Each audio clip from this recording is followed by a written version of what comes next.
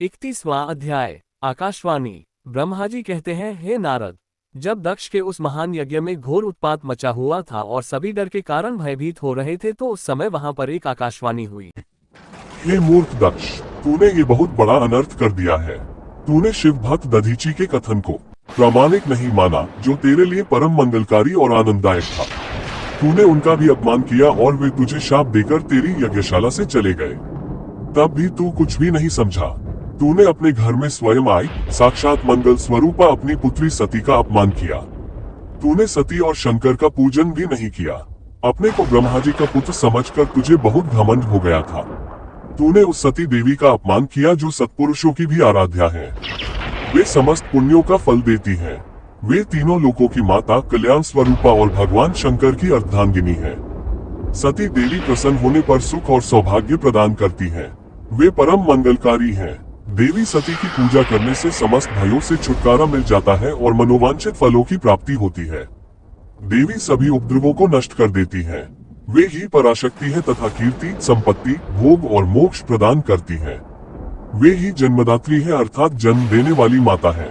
वे ही इस जगत की रक्षा करने वाली आदि शक्ति है और वे ही प्रलय काल में जगत का संहार करने वाली है। सती ही भगवान विष्णु सहित ब्रह्मा, इंद्र, चंद्र, अग्नि, सूर्यदेव आदि सभी देवताओं की जननी है। वे साक्षात जगदम्बा है। वे ही दुष्टों का नाश करने वाली और भक्तों की रक्षा करने वाली है। ऐसी उत्तम महिमा और गुणों वाली भगवान शिव की प्राणप्रिय धर्मपत्नी का तूने इस यज्ञ में अपमान किया है। भगवान शिव तो परमब्रह्म परमेश्वर है। वे सबके स्वामी हैं।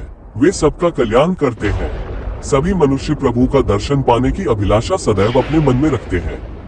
दर्शनों की इच्छा लिए घोर तपस्या करते हैं। वे भगवान शिव ही जगत को धारण कर उसका पालन पोषण करते हैं। वे ही समस्त विद्याओं के ज्ञाता और मंगलों का भी मंगल करने वाले हैं। वे ही समस्त मनोकामनाओं को पूरा करते हैं। हे दुष्ट दक्ष, तूने उन परम शक्तिशाली भगवान शिव की शक्ति की अवहेलना करके बहुत बुरा किया है। इसलिए तेरे इस महायज्ञ के विनाश को कोई नहीं रोक सकता।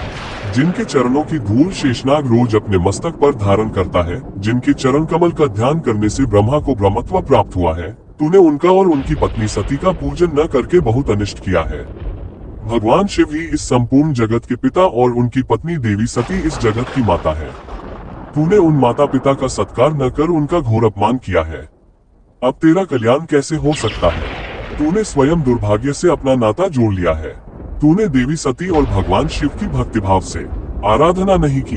तेरी यह सोच ही कि कल्याणकारी शिव का पूजन किए बिना भी मैं कल्याण का भागी हो सकता हूँ, तुझे ले डूबी है। तेरा सारा घमंड नष्ट हो जाएगा। यहाँ बैठा कोई भी देवता शिव जी के विरुद्ध होकर तेरी सहायता नहीं कर पाएगा।